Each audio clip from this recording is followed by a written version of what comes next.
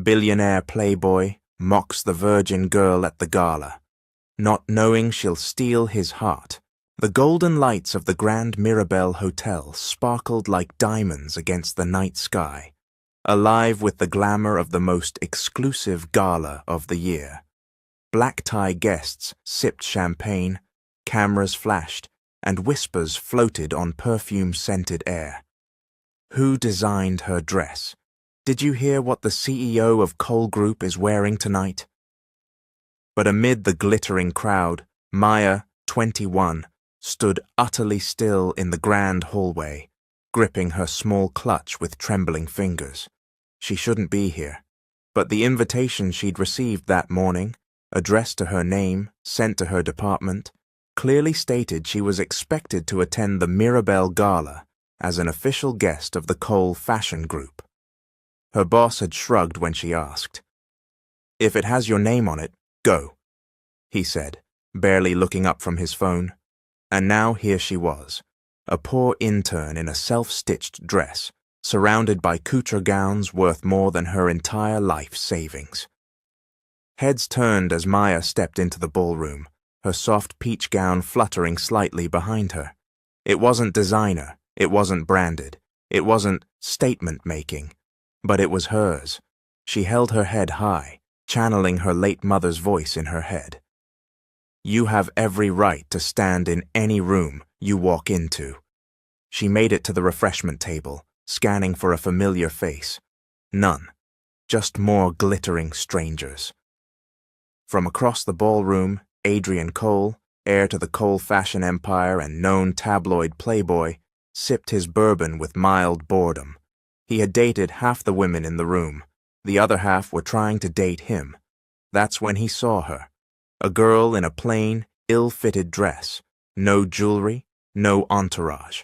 Looking like she'd stumbled in from the service entrance. He chuckled. "Who let Cinderella crash the ball?" His friend Darius smirked. "Probably some seamstress, hoping to land a sugar daddy." Adrian's eyes narrowed with amusement. "Let's find out." Adrian approached Maya casually, his voice velvet smooth. "I don't think I've seen that design before," he said, scanning her dress with an unreadable smile. Maya smiled politely. "I made it myself." That should have been impressive, but Adrian, in front of his circling friends, chuckled loudly. "That explains it." The group laughed, short, sharp laughter meant to sting.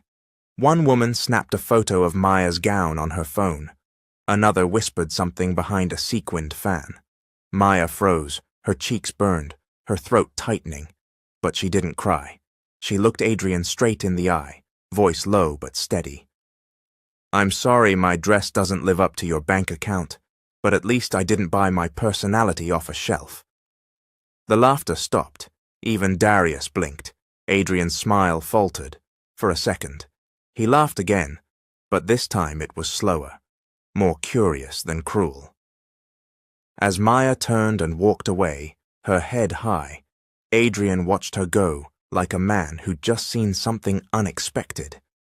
"She's got fire," he murmured.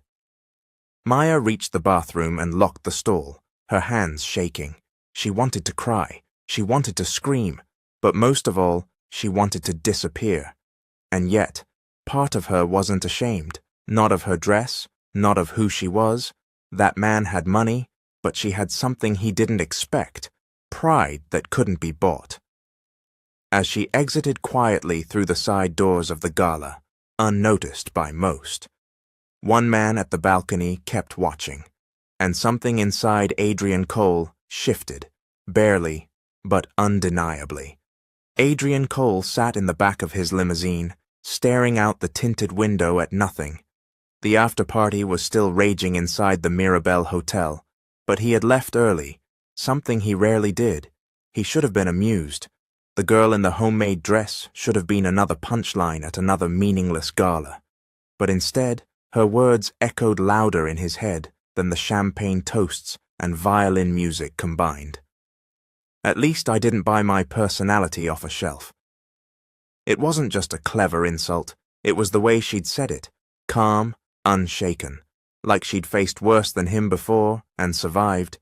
He shifted uncomfortably in his seat. It wasn't like him to care.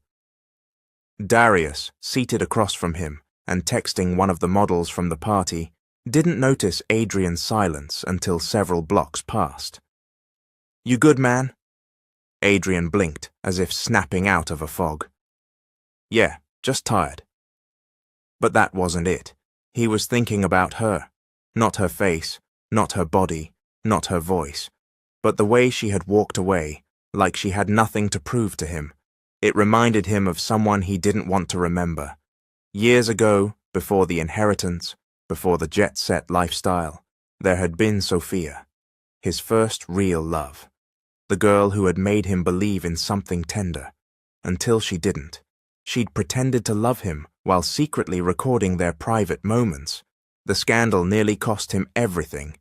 Since then, Adrian had worn sarcasm like armor and kept every woman at arm's length. Love was a weakness, and weakness made you bleed. He scoffed and loosened his tie. Maybe that seamstress girl was just another type of game player. They always pretended to be different. He wasn't falling for it again. Maya stared at her reflection in the cracked bathroom mirror of her apartment. Her cheeks were still flushed from humiliation, and her eyes burned from holding back tears. She peeled off the dress she'd worked on for 3 weeks. It hung limply in her hands like a defeated soldier. She thought it had made her look elegant. Instead, it had made her a laughingstock in front of the most powerful people in the industry. "You don't belong in their world," she thought bitterly. She dropped the dress to the floor. Her best friend, Amara, barged in with takeout and wide eyes. "Girl, you're home early. Did you faint in front of a prince or something?" Maya gave a weak smile, then shook her head. Something like that. When Maya told her everything, Amara nearly choked on her noodles. "Wait, you mean Adrian Cole insulted you, publicly, and you burned him back?" "I didn't burn him." "You scorched him, toasted him. He's probably still Googling how to recover from a public slap made of words." Maya sighed. "Doesn't matter. I shouldn't have gone. I wasn't meant to be there." "You had an invitation." "Probably a mistake. Or maybe fate." Amara leaned in, eyes sparkling. "You ever think that maybe the universe wants someone like you to rattle their glass castles?" Maya chuckled softly, but inside her heart ached. She didn't want to be remembered by Adrian Cole. She wanted to forget that moment even happened, but life wasn't done with either of them. The next morning, Maya arrived at the design firm's studio, bracing herself for awkward stares. Instead, the front desk assistant greeted her with an envelope. "Internal memo," she said. Inside was a simple note. "You've been assigned to the Cole by Cielo project. Congratulations. Head of Design." Maya blinked. That was their biggest collaboration this year. Her boss walked past and said without stopping, "You'll be reporting directly to the executive team. Make us proud." She stared at the paper. This had to be a joke, because the executive team meant one thing: Adrian Cole. In the corner office of the Cole Group, Adrian tossed the same memo on his desk with a snort. "Is this a joke?" His sister Nina, polished in a navy suit and always 2 steps ahead of everyone, raised an eyebrow. "Nope, her design entry ranked highest in the blind review. Even you liked it." "I didn't know it was her." "Then maybe don't judge people by their dresses next time." Adrian folded his arms. "I want her reassigned." "You're not in charge of creative direction anymore, remember? You handed that over last quarter to focus on acquisitions." Adrian said nothing. Nina smirked. "Besides, if she's as harmless as you think, what's the worst that could happen?" Adrian looked out the window, jaw tense. He didn't know why he felt nervous. Maybe because deep down, he had a feeling this girl was about to turn his whole life upside down. Maya clutched her sketchbook as she stepped into the Cole Group's design studio. Sleek, chrome-drenched, humming with quiet pressure. She'd been here before, as a silent intern. Now she was listed as a contributor on the year's most anticipated luxury fashion line. But she wasn't celebrating. She was terrified, because today she'd be presenting her ideas to him. When she walked into the glass-walled boardroom, the team was already seated. Fabric samples, concept boards, tablets, chaos in color. And at the head of the table sat Adrian Cole, every inch the flawless billionaire in a charcoal grey suit. He didn't even glance at her. Good, Maya thought. Maybe he didn't recognize her. Then his eyes flicked up and locked with hers. For one slow heartbeat, neither moved. His jaw shifted slightly, and then, as if she were an unwanted footnote, he turned away. "Let's begin," he said. The meeting dragged. Designers pitched ideas. Adrian barely looked up, offering curt feedback and tapping his pen in irritation. When it was Maya's turn, her throat tightened, but she stepped forward. "I'd like to present a hybrid theme. Modern elegance with native silhouettes. Something that blends heritage with structure." He didn't look at her. "Heritage doesn't sell." Maya's hand tightened around her tablet. "It will, if you let the story speak.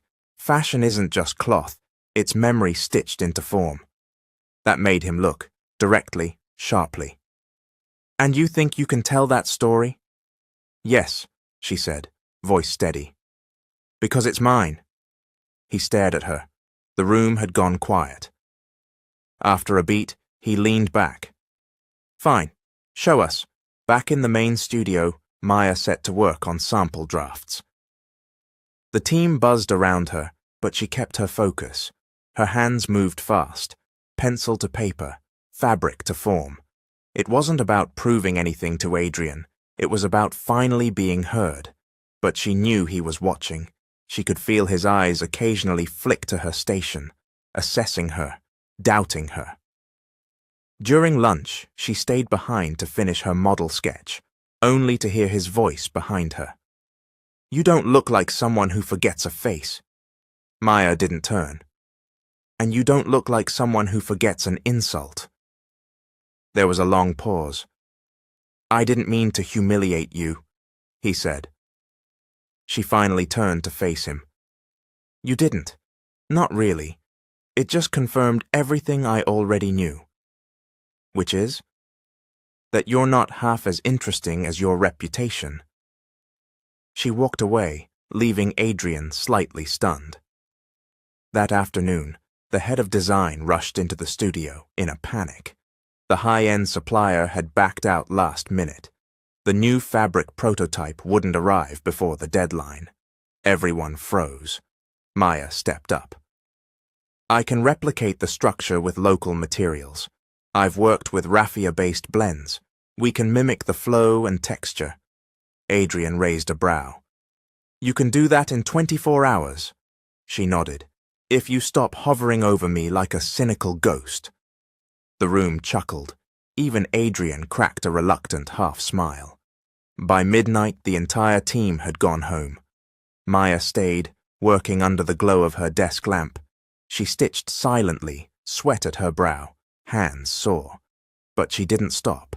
She didn't see Adrian standing behind the glass wall, watching her.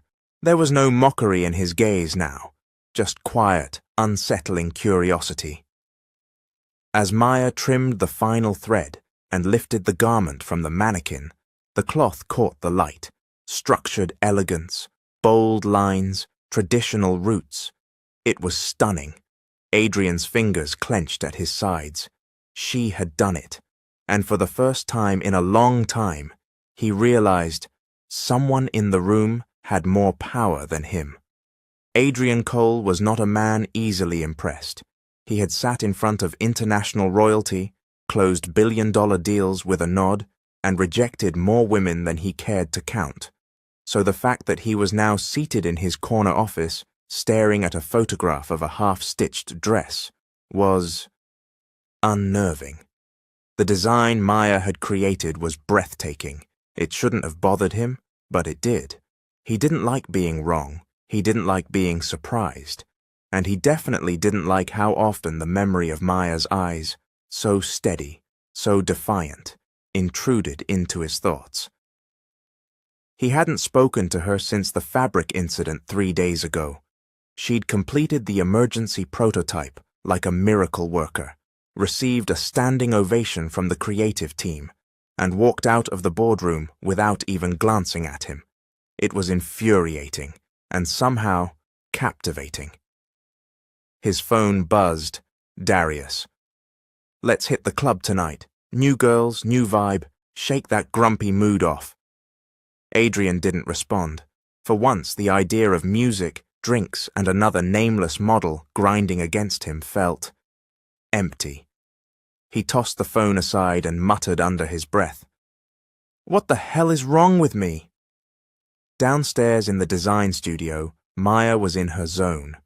Her fingers moved swiftly, pinning cloth to canvas, her braid pulled into a tight bun. She wore her usual basics, high-waisted trousers, a tucked-in shirt, zero makeup, but she looked radiant, confident, comfortable. Several junior interns watched her with subtle awe. She was becoming a legend in the building. She wasn't doing it for recognition, though. She was doing it because it felt good to build something of her own, to let her skills speak louder than her background. But the energy shifted the moment Adrian entered the room. Silence followed his steps like a shadow. He didn't speak, just walked past the design boards with his usual unreadable face, stopping exactly where Maya was working. She looked up slowly. "Should I ask what you're doing here?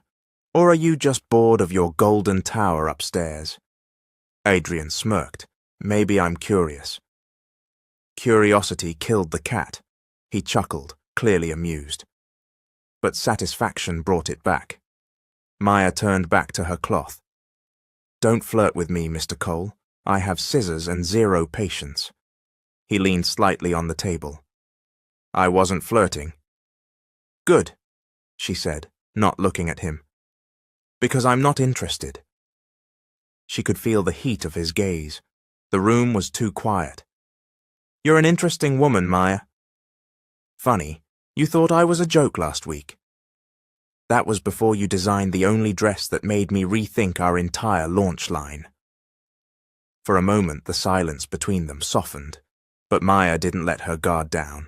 She set down her measuring tape and met his gaze. "I don't need your approval, Adrian. I'm not here for your attention or your praise." He nodded, slowly, and then, quietly, he said, "Noted." Then he turned and walked away. No teasing, no smirk. Maya stared after him, puzzled.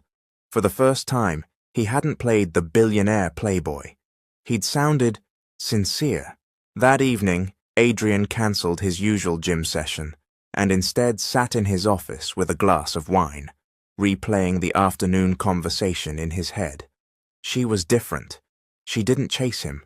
She didn't care about his money or his last name. She saw straight through the walls he'd built, and instead of trying to scale them, she just walked around. It was deeply unsettling, and yet all he could think about was her, how her lips twitched when she was annoyed, how her hands moved so precisely when she was sewing, how she hadn't once tried to impress him. She didn't need him. That fact drove him crazy. He stood abruptly, grabbed his coat, and made a phone call. Maya was curled on her couch with a bowl of noodles when Amara burst into the apartment, breathless. "Girl, you're blowing up." Maya blinked. "What? Have you seen this? Look." Amara held up her phone. A gossip blog had published a photo from the recent Cole by Cielo prototype preview. The caption read, "Who's the mystery designer that stunned Adrian Cole?" Beneath it, a candid shot of Maya standing beside her dress, unaware she was being photographed. Adrian was behind her, looking straight at her with something uncharacteristically intense in his eyes. Maya's face turned pale. "Oh no, this is bad. Bad. Girl, You look amazing. Like designer Cinderella energy. Do you see how that man is looking at you? I don't want him looking at me. I want to do my job and be invisible. Amara collapsed on the couch beside her. Honey, you stitched your way into a billionaire's brain. There's no going back. Maya groaned and covered her face with a pillow. The next day, things only got stranger. A delivery arrived at the studio for Maya. A bouquet, not roses, but white peonies with a single red one in the center. Elegant, thoughtful, accompanied by a note. For the designer who sees what others miss. A. Her hands tightened around the card. She didn't need to guess who it was from. Later that afternoon, while prepping fabrics, Maya spotted Adrian from across the room.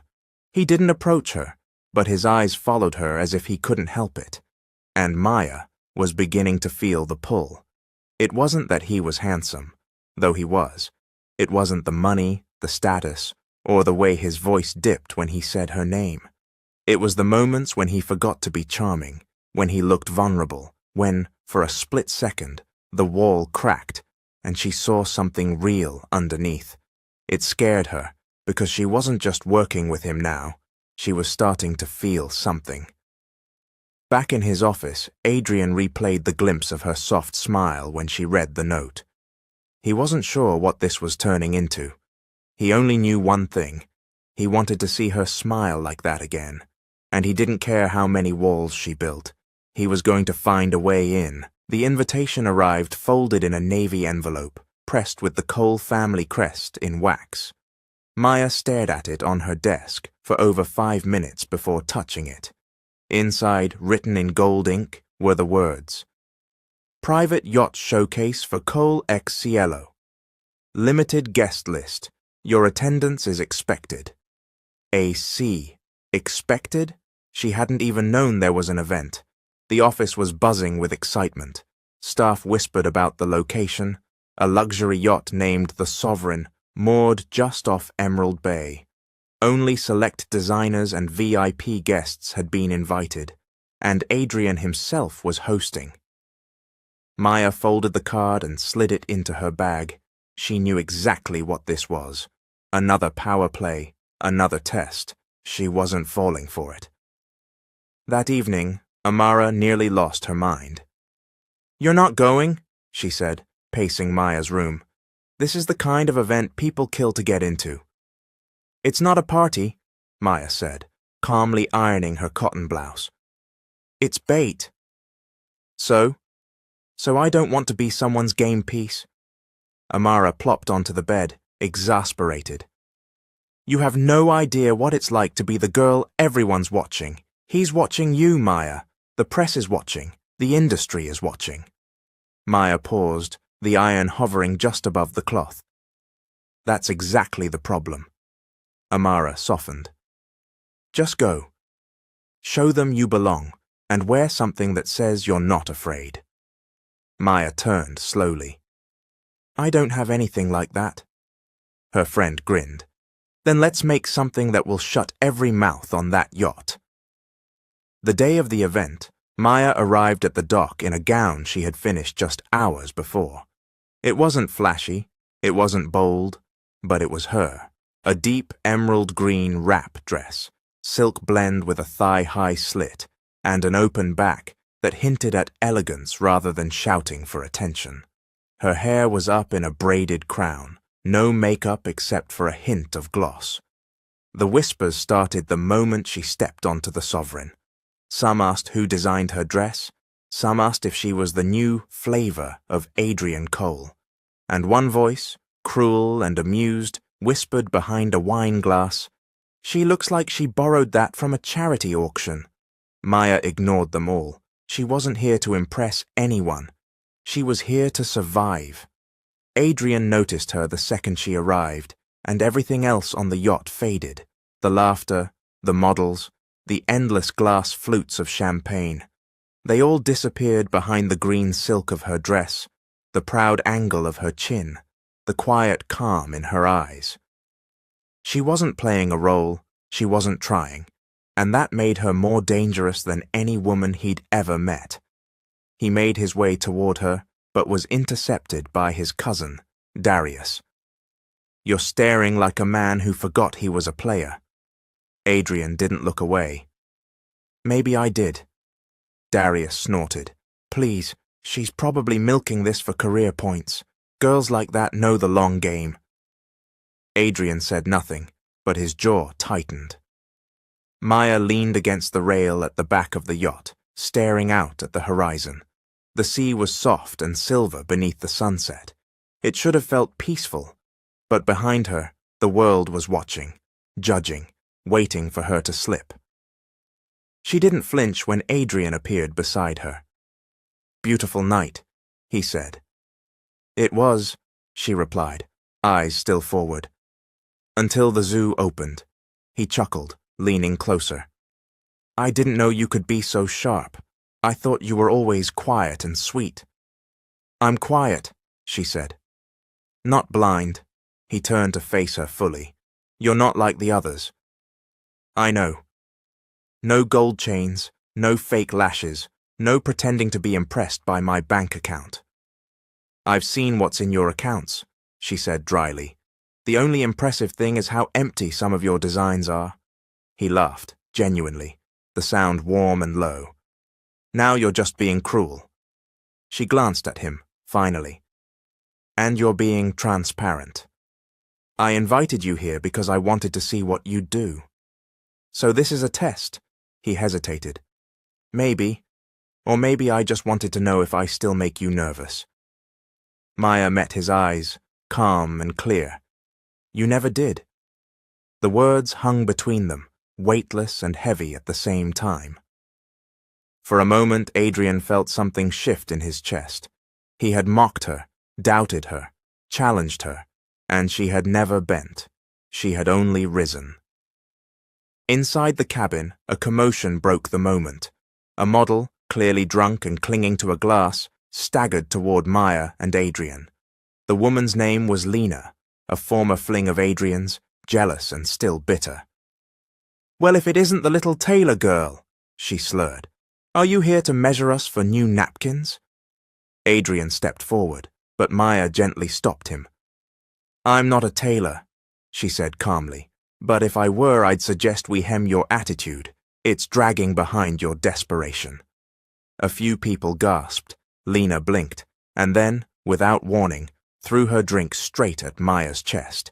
Gasps echoed across the deck. Adrian grabbed a napkin and stepped in, but Maya was already wiping herself calmly with the hem of her own shawl. She didn't yell, she didn't cry, she simply looked at Lena with pity. "Your aim is as cheap as your perfume," she said, and walked away. Adrian followed her, ignoring Lena completely. "Maya, wait!" She stopped, turned. His voice was low. "I should have stopped her. I didn't need you to. You didn't deserve that." Maya's expression was unreadable. "You keep surrounding yourself with people like her? What does that say about you?" He didn't answer. "Good night, Mr. Cole." This time she was the one to walk away first, and for the first time in a long, long while, Adrian Cole had no words. That night, as the yacht rocked gently against the waves and the party wore on, Adrian remained on the deck long after everyone else had left. He could still see the outline of Maya walking away, soaked in wine and grace. He could still hear her voice, sharp, proud, unshaken. And he knew he had underestimated her. This wasn't a game anymore, and if he wasn't careful, this girl, the one he had mocked for not belonging, might just be the only person he'd ever truly need. The studio was unusually quiet the next morning. Maya sat at her desk, sketching half-heartedly, eyes dull and restless. She had washed the wine from her gown, scrubbed her skin raw, but she couldn't rinse the memory of Lena's smug face, or Adrian's silence as it happened. She had held it together on the yacht, but alone in her apartment, in the silence between midnight and morning, her composure had cracked, not because of Lena, not even because of the humiliation, because of him, because deep down, a part of her had expected Adrian to defend her. She hated that part. It was foolish, weak, naive. She had misjudged him. Again. Don't expect lions to protect sheep, she whispered to herself. They only play nice when they're hungry. At noon, a delivery man appeared at the reception desk. "Maya Okafor?" he asked, holding a sleek black box the size of a briefcase. Maya frowned as she signed the form and carried the box into the workspace. Her colleagues looked over curiously, but she said nothing. She waited until she was alone in the break room before opening it.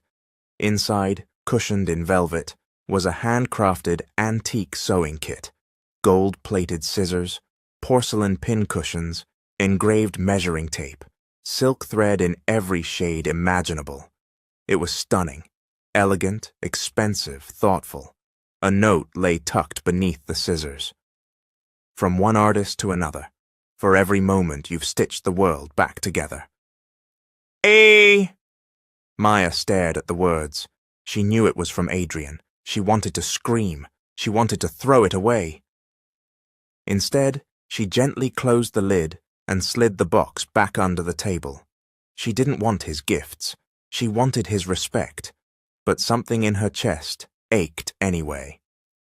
Later that afternoon, the design team was invited to a 3-day creative retreat at the Cole Group's countryside estate. To clear minds, recharge inspiration, the email read.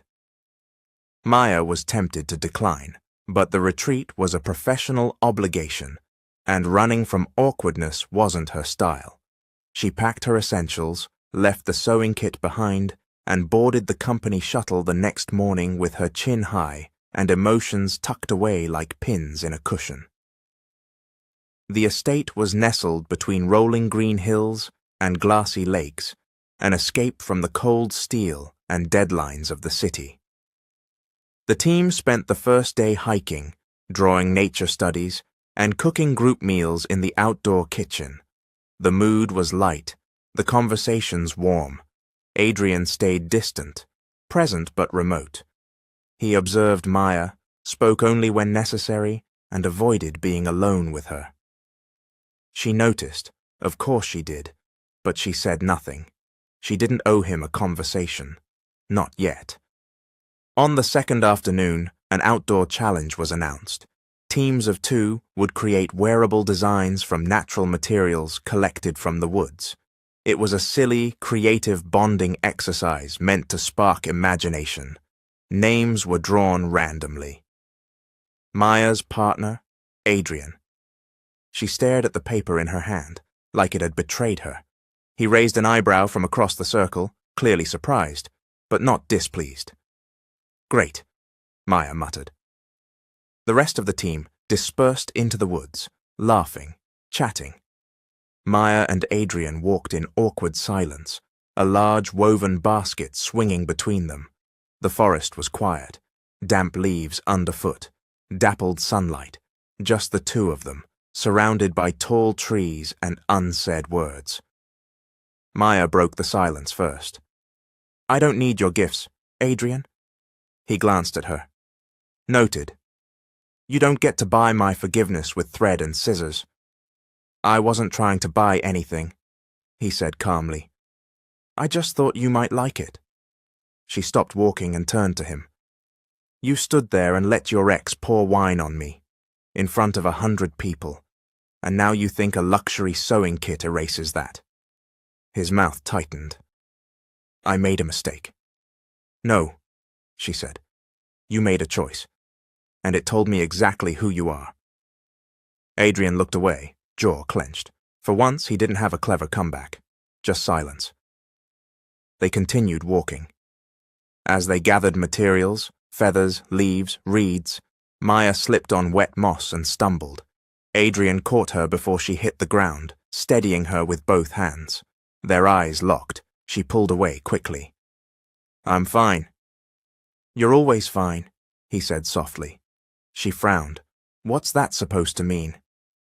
"It means you don't let anyone help. Not really. You carry everything like you're afraid to fall."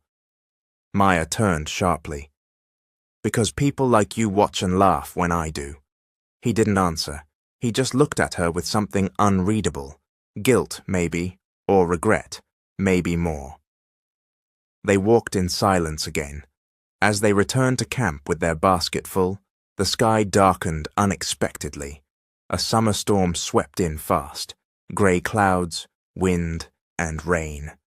The others were already back at the estate house, safe and dry. But Maya and Adrian, on the far side of the trail, were caught in the downpour. They found a small wooden shed near the path and ducked inside, dripping wet and breathless. Inside, the air was warm with the scent of hay and old wood. Adrian pulled off his soaked blazer and ran a hand through his wet hair. Maya leaned against the wall, arms crossed, silently willing the storm to pass. After a long moment, he spoke. "I shouldn't have invited you to that yacht." She glanced at him. "I thought I was in control," he continued, "that I could predict your reaction, that you'd break like the others." "And?" "You didn't," he said. "You stood taller." Maya didn't speak. "I've spent my life surrounded by people who pretend, who smile at my money and hate me behind my back. You didn't ask for anything. You didn't fake anything. You made me feel—" He trailed off, shaking his head. "Something I don't have a name for yet." The rain battered the roof. Maya stared at him. "You want honesty? Fine. You made me feel small. You made me feel like I was furniture at your party, until I embarrassed you in front of your kind, and then suddenly I was interesting. That's not true." "It's what it felt like." He took a slow breath. "I don't want to feel like this. I don't want to be drawn to you." She raised an eyebrow. "That's flattering." "I'm not trying to flatter you. I'm just—" He looked at her, eyes stormy like the sky outside. "I'm trying to be real." Maya turned to the window, watching the rain. Her voice was quieter now. Being real takes more than words. They stood like that for several minutes, between apology and understanding, between fear and something fragile. Eventually, the storm eased. Maya opened the shed door and stepped into the fresh, damp air. Adrian followed. They didn't speak as they walked back, but something had shifted, not fully forgiven, not fully healed, but the wall between them had cracked. The morning mist still clung to the trees when Maya stepped out onto the veranda of the estate's guest house. A thin shawl wrapped around her shoulders. Her fingers cupped a steaming mug of tea. The world around her was quiet. No phones, no fashion deadlines, no flashing cameras. Just birdsong, dew, and thoughts she couldn't shake. Adrian's words from the storm shelter kept looping through her mind. "I'm trying to be real." Part of her wanted to scoff. Another part wasn't so sure anymore. He had looked different in the rain, not polished, not proud, just a man stripped of his charm, trying to make sense of something unexpected. She sipped her tea and exhaled. She wasn't ready to trust him, but she also wasn't ready to walk away yet. Inside the main house, Adrian stood in front of a mirror, adjusting his shirt collar without really seeing his reflection. His usual sharpness was missing. No tailored blazer, no luxury watch, just a simple button-down and faded jeans. He looked more like someone's thoughtful nephew than the CEO of a fashion empire. And for once, he didn't hate it. The night before had stayed with him. Maya's voice, steady and wounded. The way she had looked at him, strong but tired of being tested. He had tried so hard to control the situation, to control her reaction, but she refused to be a script in his story. She was writing her own, and it scared the hell out of him. He found her near the orchard trail after breakfast, seated on a large rock, sketching the curve of a leaf with delicate strokes. He approached slowly.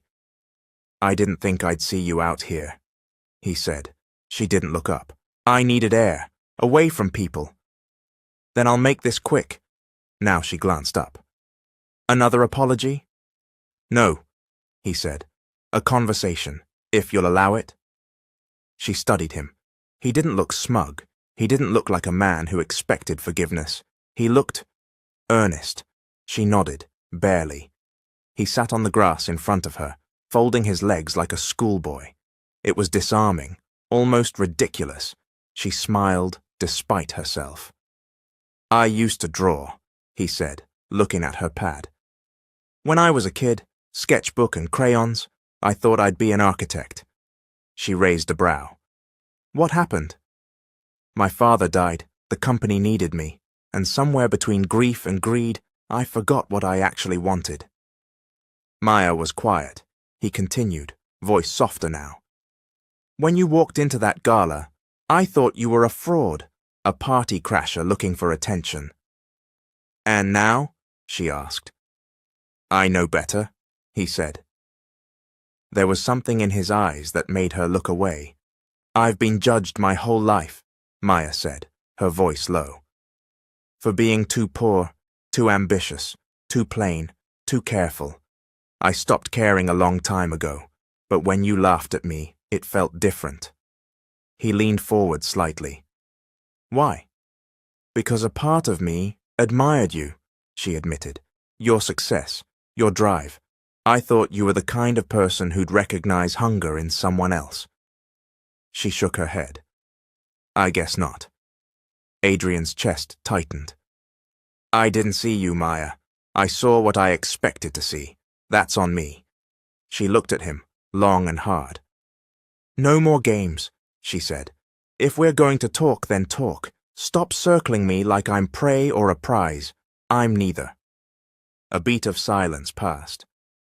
I don't know how to talk to someone like you, Adrian confessed. Someone who sees through me.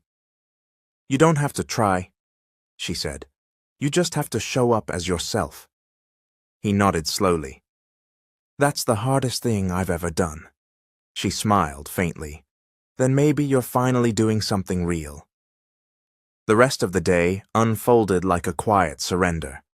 The design teams worked together in open-air tents, playing with textures and techniques. Maya and Adrian didn't speak much, but their silence felt lighter, not avoidance, but peace. During the afternoon session, Maya was struggling with a stubborn stitch on a burlap panel when Adrian approached with a needle between his fingers. Mind if I help? He asked. She blinked. You know how to hand stitch? He shrugged. My mother taught me, said no man should be helpless with a tear. He knelt beside her and took the panel, threading the needle with practiced ease. Their shoulders brushed. Maya's breath hitched slightly, but she didn't move. They worked in silence for a few minutes. 2 hands, 1 rhythm, and for the first time since their story began, they weren't clashing. They were creating. That night, the estate glowed with warm lanterns and soft music. Dinner was served under a canopy of stars, long tables filled with food and laughter. Maya wore a simple cream dress, her curls loose and wild from the breeze. Adrian watched her from the far end of the table, saying little, drinking even less. He didn't need wine to feel dizzy tonight. After dessert, soft jazz played on the outdoor speakers. A few team members began to dance under the fairy lights. It was casual, friendly, spontaneous. Adrian walked over to Maya as she stood at the edge of the garden, watching the stars. I owe you a dance, he said. I never agreed to that, she replied. He smiled. Then let me earn it. She hesitated, then held out her hand. They danced slowly, the world narrowing to the space between them. His hand on her waist, hers on his shoulder, their steps uncoordinated, but gentle. Maya looked up at him, voice barely a whisper. Why me? Adrian exhaled, like he'd been waiting to say it. Because you're the first person who's ever told me the truth to my face, and somehow still looked me in the eye. She didn't respond, but her eyes didn't turn away, and in that moment something shifted again, not dramatic, not wild, just soft, real, alive. They didn't kiss, not yet, but when he walked her back to the guest house and she turned to say goodnight, she paused. "Thank you," she said. "For what?" "For showing up." Then she closed the door, and Adrian, standing in the quiet night, smiled to himself. Maybe, just maybe, the girl he had mocked at the gala was becoming the woman who would save him. Back in the city, the retreat felt like a dream Maya had accidentally walked through, a strange, quiet corner of time where Adrian Cole had felt almost human. But now, with the city's noise humming through her window and the hum of deadlines hanging in the air, reality snapped back into place. She was a junior designer. He was the CEO. Whatever softness had bloomed between them on the dance floor, it had no place here. Maya refocused on her sketches, immersing herself in fabric swatches and silhouette lines. Her promotion within the team was quietly whispered about, her skills no longer ignored. But whispers about her and Adrian, those were louder. "I heard he danced with her under the stars." "Probably his new muse, it's how he picks them." "I give it a month before he drops her like the last one." Maya ignored them, or tried to, but every time Adrian's name passed between lips like smoke, it burned her just a little.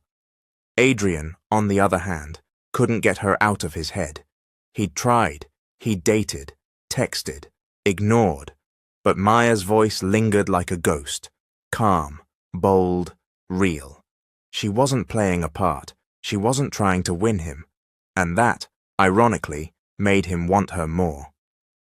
At the Cole Group's private lounge, Adrian sipped whiskey, while Darius and 2 other board members laughed over poker chips and cigars. "You've been quiet since the retreat," Darius said, tossing a chip into the pot. "Let me guess, still thinking about your little designer girl?" Adrian didn't answer. One of the other men chuckled. "You're getting soft, man. This is the same Adrian who used to fly girls to Paris just for fun." Darius leaned back with a grin. "Want to make it interesting?" Adrian raised an eyebrow. "What are you talking about?" Darius smirked. "Bet you can't get her to fall in love with you. Real love, hearts, confessions, all of it." Adrian's expression hardened. "I'm not in high school."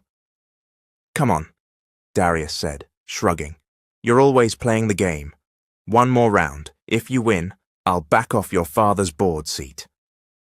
That got Adrian's attention. Darius had been eyeing a controlling stake their late uncle once promised him. Adrian had been blocking it for years. "You want the girl?" Darius said. "Prove you still own the room." Adrian took another sip of whiskey. The room went quiet. He leaned forward, eyes like steel. "What are the rules?" The next morning, Maya arrived at work to find a bouquet of calla lilies on her desk. No note, no card, just elegance, subtle and unexpected. She frowned, her heartbeat skipping. Adrian entered the studio 20 minutes later, dressed in slate grey with sleeves rolled to his forearms, looking entirely too confident for 8 a.m. "Coffee?" he asked casually, placing a cup beside her. She looked at it. "I already had one," he shrugged. "This one has extra cinnamon. I remember you mentioned that." Her fingers paused on the paper. He remembered. "Thanks," she said slowly. "Busy later?" he asked, leaning slightly toward her desk. "I have 3 fittings," she replied, "and I don't date at work." "I wasn't asking for a date," he said with a grin. "Just company, on the rooftop, sunset 10 minutes, no pressure." She stared at him for a beat. Something in his tone had changed. It wasn't mocking, it wasn't arrogant, it was charming and dangerous. "Fine," she said. 10 minutes. The rooftop of the Cole building was bathed in soft gold light when Maya stepped onto the gravel path. Planters lined the edges, and in the center stood Adrian, setting down 2 glasses of sparkling lemonade. He had changed into a black jacket and removed his tie. He looked relaxed, but there was a glint in his eyes she couldn't quite read. "I'm impressed," she said. "No wine, no champagne?" "Lemonade," he said, "because you once said people drink to escape, but real people face things head-on." She blinked. "You listen more than I thought." "I do," he said, "especially to you." They sat. For a while they just sipped in silence, watching the sun dip behind the skyline.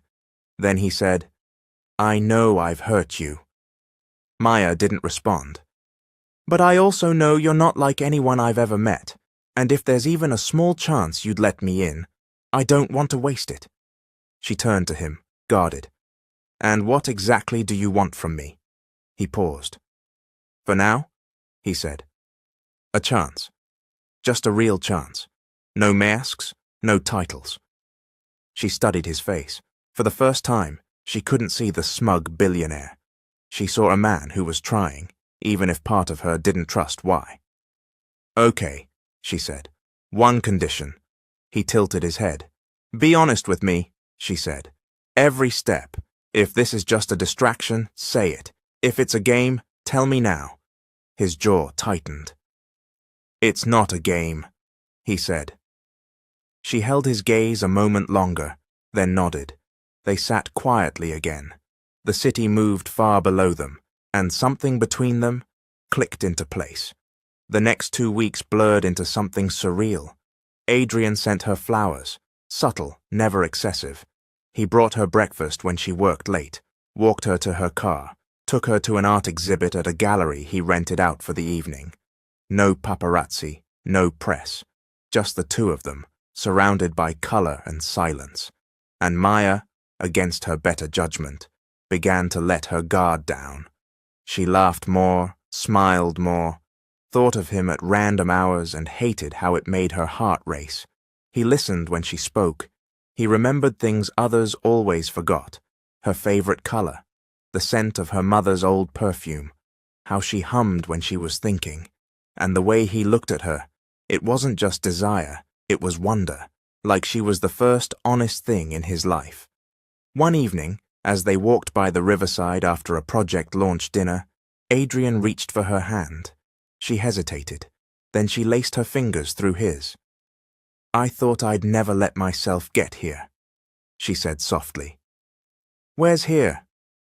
"Next to someone like you. Feeling something like this?" He stopped walking.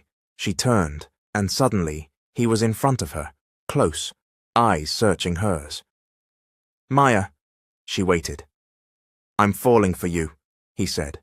Her heart thudded. "Don't," she whispered. "Not unless you mean it." He leaned in, his forehead resting against hers. "I've never meant anything more." And then he kissed her, software slow, real. But across town, in a dimly lit bar, Darius scrolled through his phone and smirked at the text message Adrian had sent him a few hours earlier. "She's almost there. A few more steps, and she's mine." Darius grinned. And the game begins. Rain tapped gently against the glass walls of the Cole Group's executive floor, soft as whispers. Maya stood beside the large window, sketchpad in one hand, a steaming cup of tea in the other, the city stretching endlessly below her. She felt strange today. An unnameable calm had settled over her, but it wasn't peace. It was the quiet stillness that comes before something breaks. Adrian had kissed her last night beneath the old bridge by the river. It wasn't a grand, flashy gesture. No photographers, no audience, just him, her, and the pulse of something too raw to name. And somehow, it scared her more than all his money ever did. Because it had felt real, too real. The kind of kiss that could rewrite chapters. The kind that made a woman believe in beginnings, not just walls. She ran her fingers over the rim of her teacup, steadying herself. She wasn't a fool. She wouldn't lose herself in a man, especially not a man like Adrian Cole, no matter how changed he appeared.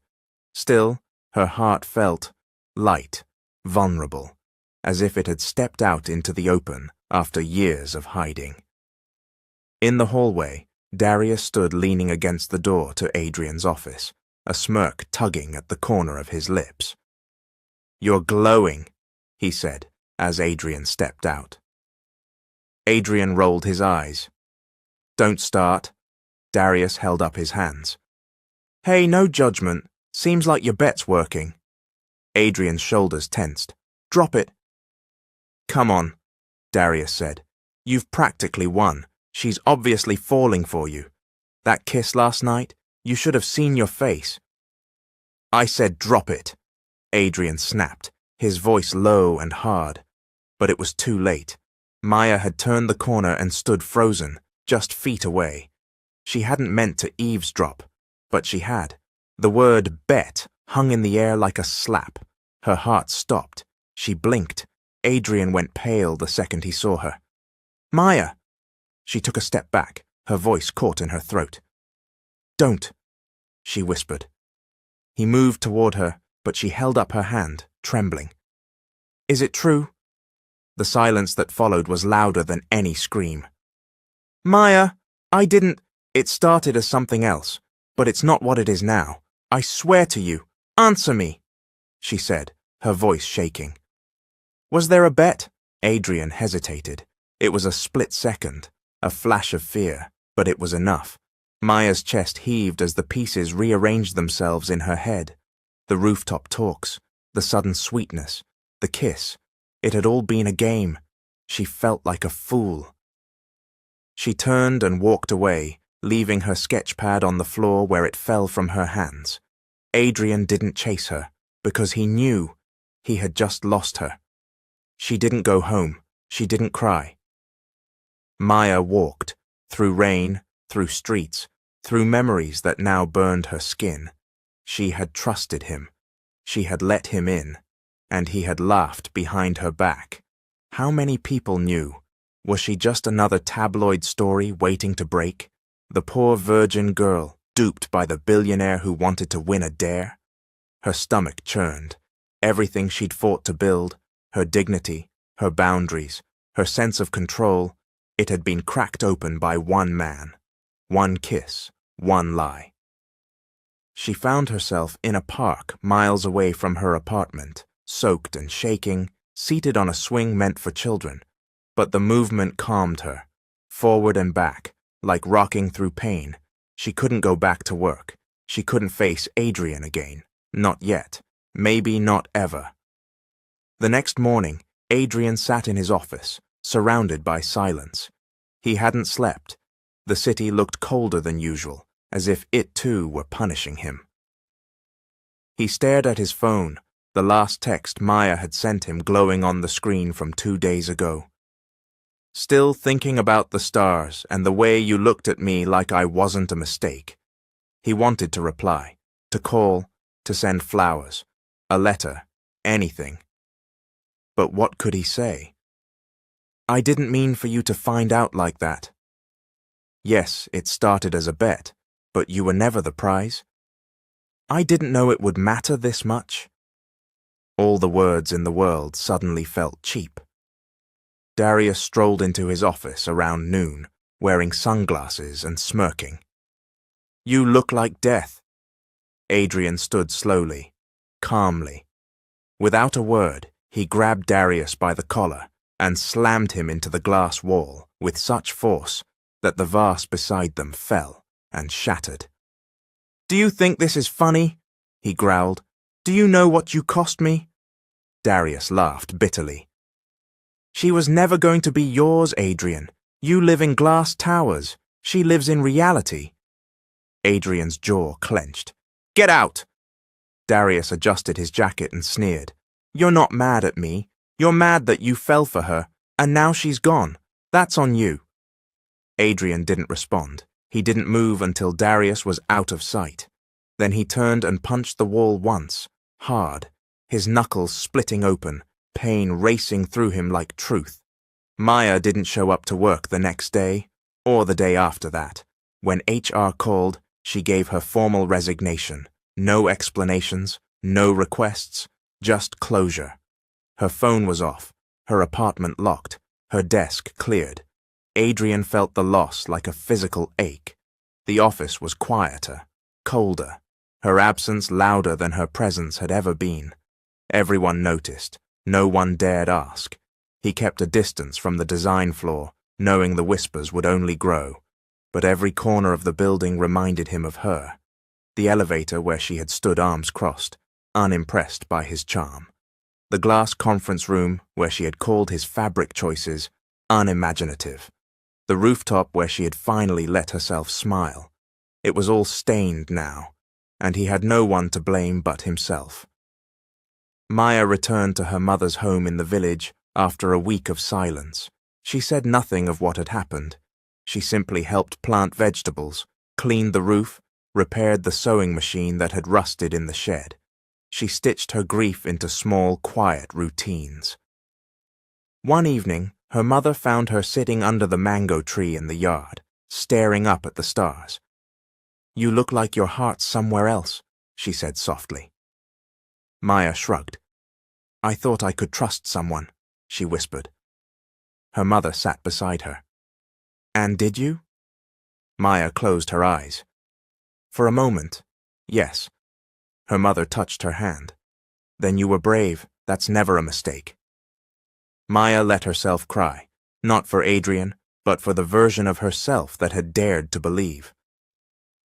Back in the city, Adrian stared at his office window, a file in front of him titled Cole X Cielo Final Phase.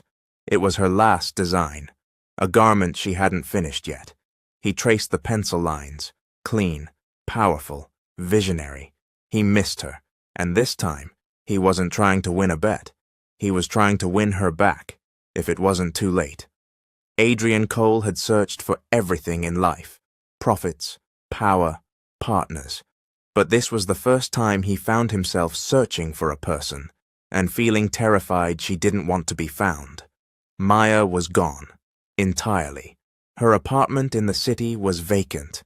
Her name had been quietly removed from the Cole Group's internal registry.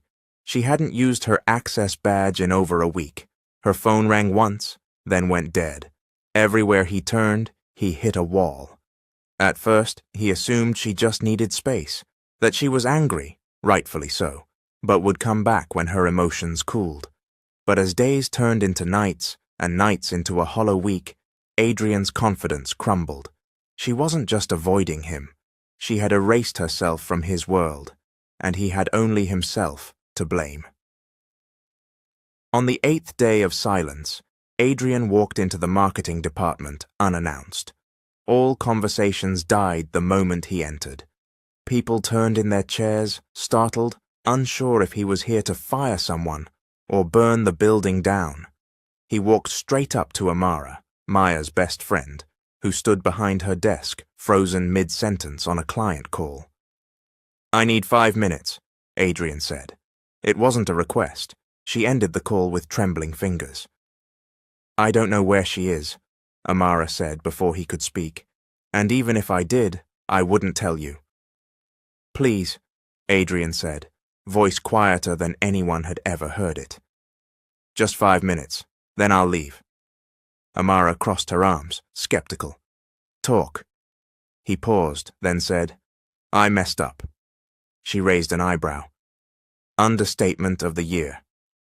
"I didn't mean for it to start that way," he continued. "The bet, it was ego, but what I felt with her, after, it was real. She changed me. She made me want to be someone worthy of her, and I failed." Amara softened slightly. "You didn't just fail, you broke her." Adrian's voice cracked. "I know." A long silence followed. "She's with her mother," Amara finally said, not meeting his eyes. "Out of town. She didn't tell me where. Said she needed to breathe." "Thank you." "She doesn't want to see you." "I'll wait." Amara looked at him, really looked at him. The arrogant billionaire was gone. What stood in front of her now was a man wrecked by loss. "I don't know if you'll ever get another chance," she said, "but if you do, don't waste it." Adrian nodded once, then walked away. That night he sat alone in his penthouse. the skyline of the city gleaming like a lie outside his floor-to-ceiling windows. He poured a glass of whiskey but didn't drink it. Instead, he picked up a pen and began to write. Dear Maya. Miles away, in a quiet village nestled between green hills and dusty roads, Maya swept the steps of her mother's front porch. The evening wind carried the scent of roasted yams and firewood. A goat bleated nearby. Children laughed in the distance. It was the kind of life Maya had once dreamed of escaping. Now it was her sanctuary. Her mother sat by the window, humming to herself as she peeled cassava. You still haven't said what happened, she said gently. Maya paused. Because if I say it out loud, I'll cry. Her mother nodded. Sometimes crying is the only way to let truth wash out. Maya sat beside her, eyes distant. He played with me.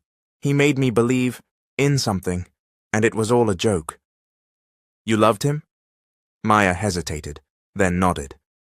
I think I still do. And I hate it. Her mother reached out and touched her hand. Loving someone doesn't make you weak. It makes you human. Maya looked up, tears brimming. He made me believe I mattered. You do, her mother said firmly, even if he couldn't see it clearly at first. They sat in silence.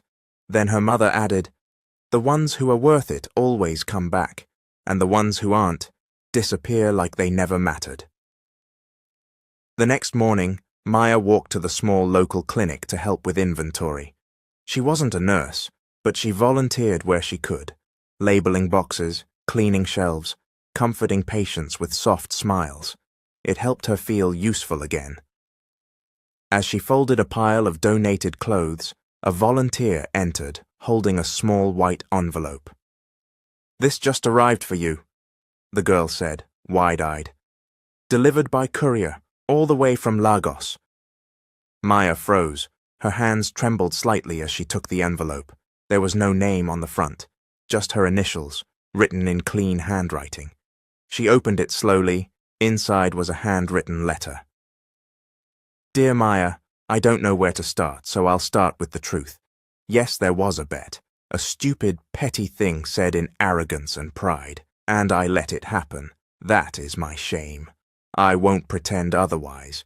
But what came after, the real conversations, the laughter, the nights under the stars, that was never part of the game. That was me falling for you, hopelessly, unexpectedly, and entirely. You made me want to be a man I could respect, a man you could trust. But I failed. I hurt you, Maya, and I don't deserve your forgiveness. But if there's even a sliver of space left in your heart, I'll be waiting, for however long it takes. Adrian Maya folded the letter slowly, her breath uneven. She sat down, the letter clutched to her chest, like a wound and a gift, all at once. She didn't know if she could forgive him, but something inside her, a spark, a stubborn flame, whispered that he meant it, and that maybe, just maybe, people could change. Meanwhile, Adrian boarded a small company van, headed to one of Cole Group's rural charity projects, the same one Maya had once spoken about with so much passion. It was a long shot, he knew, but he had to do something, anything. He helped carry food crates, sat through dusty briefings, signed checks for school repairs, and walked through markets with no press in sight. Everywhere he went, he asked one question. Has anyone seen a young woman named Maya Okafor? And slowly, whispers began to trail behind him. She helped our clinic. She taught my daughter how to sew a button. She repaired our village chalkboard. And then, one day, a little boy tugged his sleeve and pointed to a small red-roofed house near the market square. She stays there, with her mama. Adrian's heart stopped. He walked slowly toward the house, unsure if he'd be welcomed or chased away. He didn't know what he would say. All he knew was this. He wasn't here as the billionaire. He wasn't here to make a bet. He was here as a man who had broken something precious, and was ready to spend the rest of his life trying to make it whole, Adrian Cole had never felt nervous knocking on a door in his life. Not in boardrooms, not at investor meetings, not even when standing before heads of state. But as he stood on the dusty front porch of a modest red-roofed house, in a village so quiet it seemed like time had forgotten it, his heart thundered like it might betray him. He raised his hand, then lowered it, raised it again. The door opened before he could knock. Maya stood there in a simple olive dress, a faded scarf in her hair, her bare feet dusted with earth. She looked nothing like the poised designer who had once walked into his office, with her chin high and eyes full of fire. And yet, she had never looked more beautiful. She didn't speak, didn't blink, just stared at him. Adrian removed his cap and stood awkwardly. "I didn't know if I'd find you," he said. "I didn't know you'd look," she replied, her voice unreadable. They stood in silence, the moment stretching like an old scar. Then Maya stepped aside. "You came all this way, you might as well come in." Her mother served tea on a chipped wooden tray.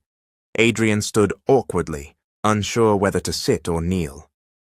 "Relax, Mr. Cole," her mother said with a kind smile. "We don't bite." "I'm not afraid," Adrian said politely. "Just unfamiliar." Maya sat across from him, her eyes calm but guarded. "So," she said, "why are you here?" He met her gaze. "Because I wanted to look you in the eyes when I said I was sorry." "You already sent a letter." "That wasn't enough." She leaned back slightly. "And what do you want from me now?" "Nothing," he said. "Nothing you're not ready to give." The honesty in his voice knocked something loose in her chest. He wasn't here with flowers, no suits, no charm, just sincerity, and maybe that was more dangerous. Adrian stayed in the village for 3 days, not at a hotel, there were none. He rented a small room in the home of a retired schoolteacher who barely recognized him. He rose early, walked to the clinic, helped unload medicine shipments, and joined a community project to repaint the local school. The villagers were wary at first. Billionaires didn't show up in jeans with dirt under their fingernails. But he didn't boast, he didn't order, he just listened and worked. Each evening, he walked by Maya's home, not to intrude, just to know she was still real, still near. On the 4th day, Maya found him sitting by the river, rolling up his sleeves as he helped some kids fix a broken wooden swing.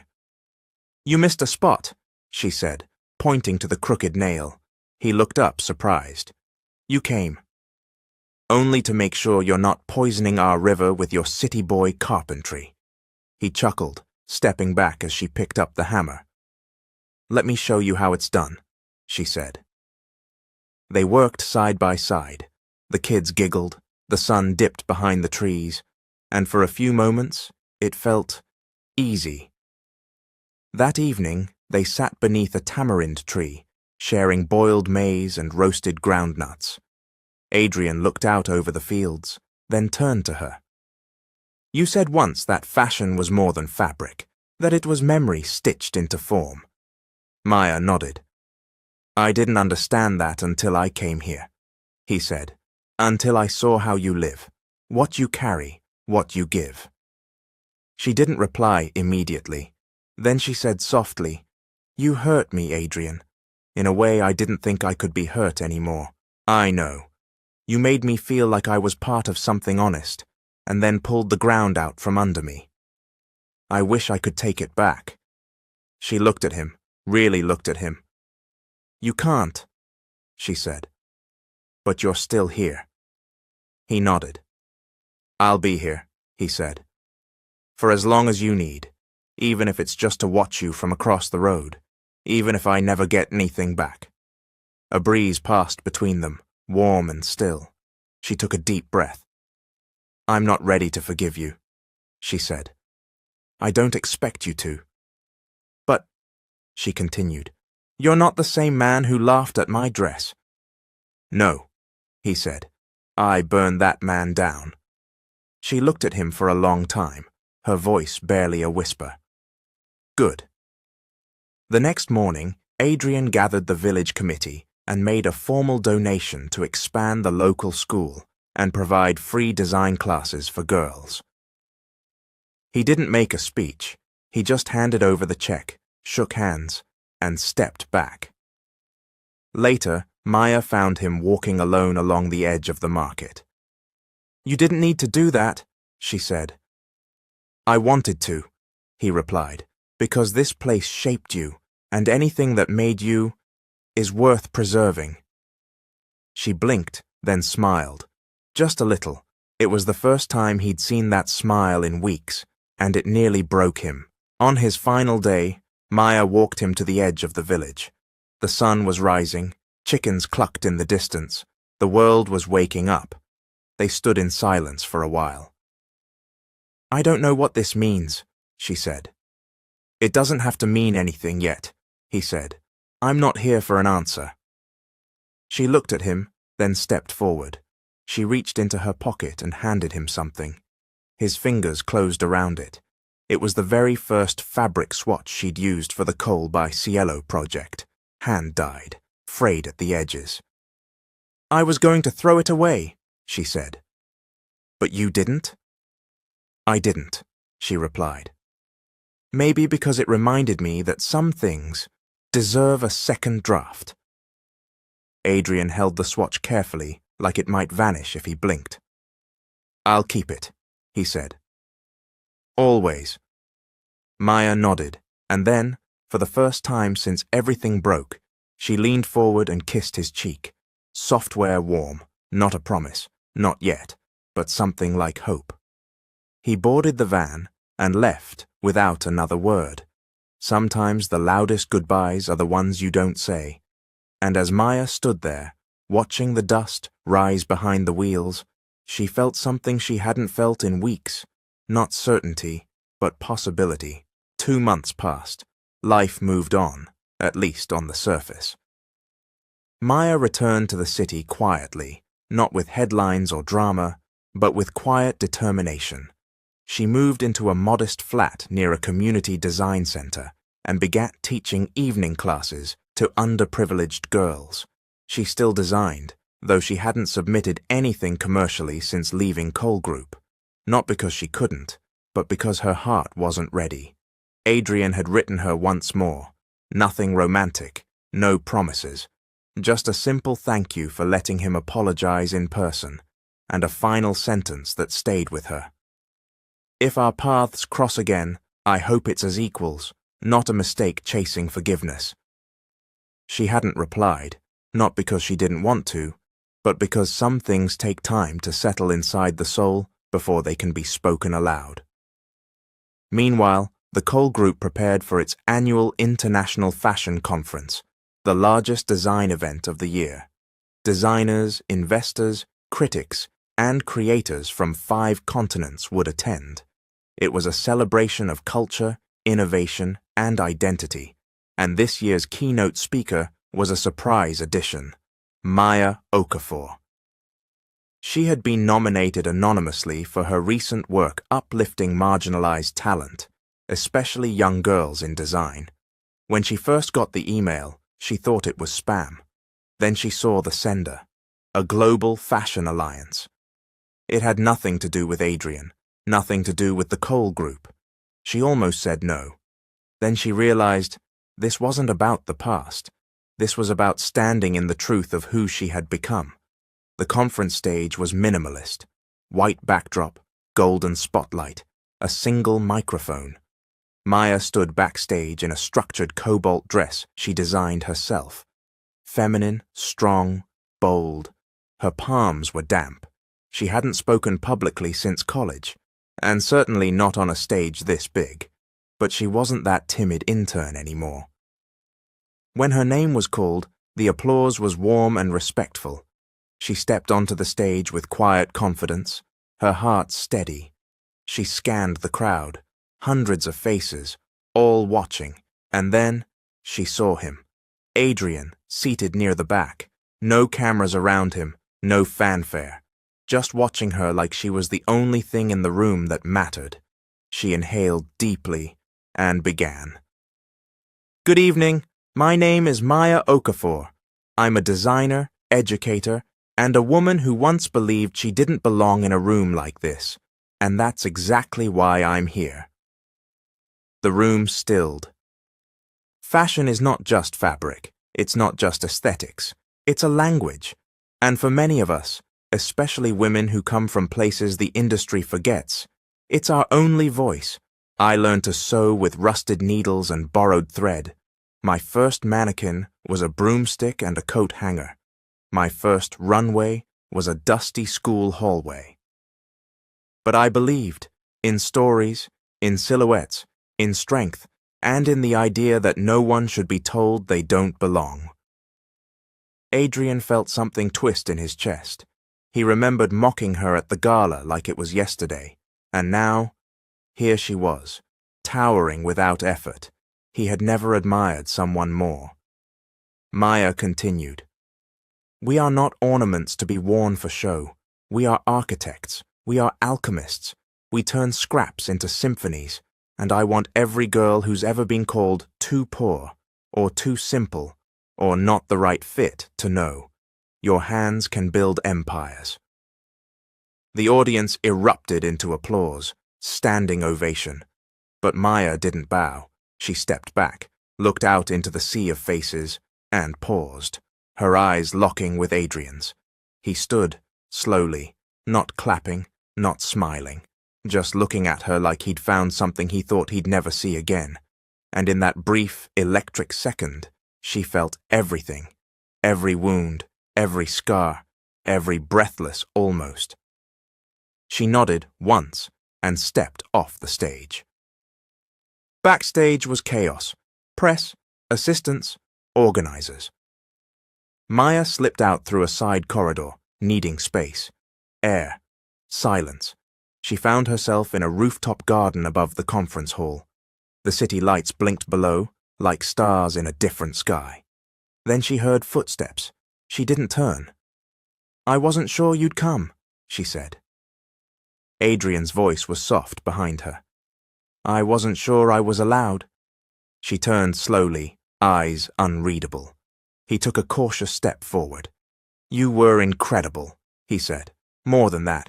You were everything. Thank you, she replied. Silence again. Not heavy this time, just full. I didn't know you'd be here, she added. I didn't plan to be. But when I saw your name on the schedule... He trailed off. She looked away. I'm proud of you, he said. She exhaled. I'm proud of me too. They smiled, briefly, gently. Then Maya asked, Why did you really come? He stepped closer. To see if you were still the girl who stole my heart. And am I? No, he said. You're the woman who built something I don't deserve to stand next to. Her breath caught. I meant what I said, he added. I'm not asking for anything, not love, not another chance. I just needed you to know that I see you now, really see you. She studied him. No suit, no arrogance, just him. Then she said, It still hurts. I know. But I don't want it to anymore. His voice cracked slightly. What do you want? She stepped toward him slowly. I want to stop remembering the worst version of you, she said, and start trusting the one who wrote that letter, the one who came all the way to my village and painted a classroom with his bare hands. He said nothing, just held her gaze. I want to believe, she whispered, but I need you to walk beside me, not ahead. No more rescuing, no more charming, just real. I can do that, he said. Whatever you need. Even if it means waiting? He nodded. Even if it means watching you fall for someone else. She looked surprised. I'd rather watch you be loved right than risk breaking you again. The tears came before she could stop them. She laughed softly. You're getting good at this heartbreak stuff. He smiled. Practice makes perfect. She reached for his hand, just a touch, and he held it like it was fragile porcelain. I'm not saying yes, she whispered. I'm not asking, he replied. They stood in silence, her head resting gently against his shoulder, the city lights blinking quietly behind them. It wasn't a fairy tale ending. It wasn't a dramatic kiss. It was something better, a beginning. The Mirabelle Hotel glittered once again, just like it had on that night months ago. The night Maya Okafor walked into the gala in a self-made dress and walked out mocked, bruised, but unbroken. Tonight it hosted the Cole Foundation Charity Gala, an annual event rebranded this year as a fundraiser for rural education and creative arts programs across the country. Maya had received the invitation 2 weeks ago. It was hand-delivered, wrapped in cream and gold, and signed not by Adrian Cole, but by Nina Cole, his sister. We'd be honored to celebrate the woman who inspired it all. She wasn't sure what to expect when she walked in, but she walked in anyway. This time, not as a guest by mistake, but as a woman who belonged. The gown she wore shimmered like twilight, midnight blue, sleek, with embroidery along the waist that told a silent story. It was her own design, crafted over several weeks, no labels, no sponsorship, only truth sewn into silk. As she stepped into the grand ballroom, heads turned, not with laughter this time, but admiration. Even the chandeliers seemed to bow slightly in her direction. And then she saw him. Adrian stood across the room, speaking with donors. Tall, composed, dressed in black velvet with no tie. But when his eyes found her, everything else faded. He stopped mid-sentence. She walked toward the far end of the hall without a word, letting him come to her if he chose. And he did. Not quickly, but deliberately. When he reached her, he didn't greet her with a compliment or a rehearsed line. Just a simple question. "You okay?" She nodded. "You?" "I am now." A moment passed. They both smiled. Then Nina appeared on stage and tapped the microphone. "Ladies and gentlemen, thank you for joining us. Tonight isn't just about generosity, it's about redemption, reinvention, and recognizing those who have quietly reshaped the world around them." The lights dimmed, a projector lit up with images, photos of children in schools built from Cole Group's donations, classrooms painted by volunteers, sketches from Maya's design students pinned proudly on handmade boards. Then Nina continued. "But before we go any further, I'd like to invite someone special to the stage. Someone who changed my brother's company, and him." Gasps and soft murmurs followed. Nina smiled. "Adrian, the stage is yours." Adrian looked at Maya briefly, then walked slowly to the front. He didn't carry a speech. He didn't need one. When he reached the podium, the room fell silent. He looked out across the crowd, then down at his hands, then back up. "There's a lot I could say tonight, about business, about growth, about numbers, but none of that matters." He glanced toward Maya. "Months ago, I met someone who saw right through me, who stood in a room full of power and refused to shrink, who reminded me that integrity isn't built with wealth, but with courage." The room was silent. "She made me see that real change doesn't come from headlines or investments. It comes from listening, from being willing to admit when you've been wrong, and from being man enough to try again." A few guests exchanged surprised looks. Others leaned forward. "I used to think I understood value, but I didn't, not until I nearly lost the most valuable thing I've ever found." He paused. "And tonight I'd like to do something I should have done a long time ago." He stepped away from the podium and walked directly to Maya. The spotlight followed him. He stopped just in front of her and extended his hand, not as a performer, not as a billionaire, just as a man who was finally ready. Maya looked around. The room held its breath. Then she took his hand. He led her to the center of the ballroom, and for the second time in their story, they danced.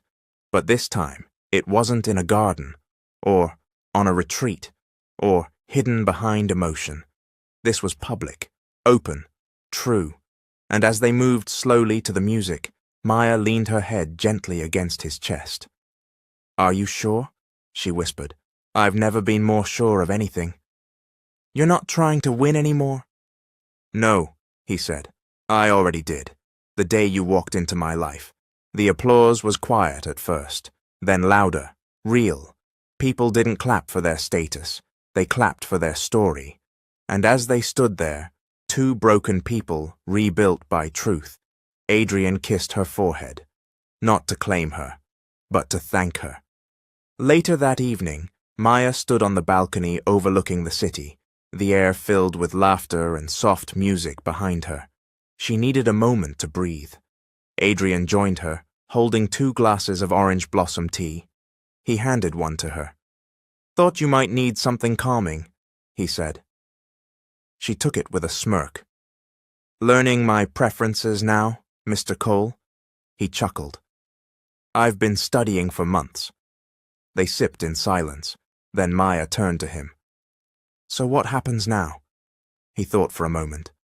"Well," he said, "we live, we work, we fight sometimes, but we also build, together." She raised an eyebrow. "And if I don't want fairy tales?" He smiled.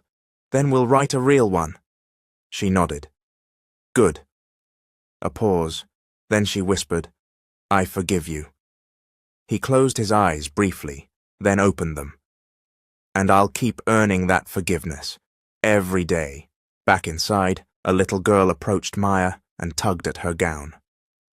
"Are you the lady who made the blue dress with stars on it?" Maya knelt. "I did. Did you like it?" The girl beamed. "I want to make dresses like you one day." Maya smiled. "You will, and they'll be even better." The girl ran off, giggling. Adrian watched Maya with quiet admiration. "You changed everything," he said. She looked at him. "No," she replied.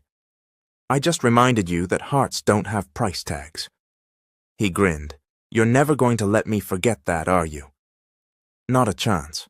That night, under the glow of chandeliers and the weight of everything they'd survived, Adrian and Maya stood side by side, 2 people who began as a mistake, grew through a lie, and found something real in the wreckage.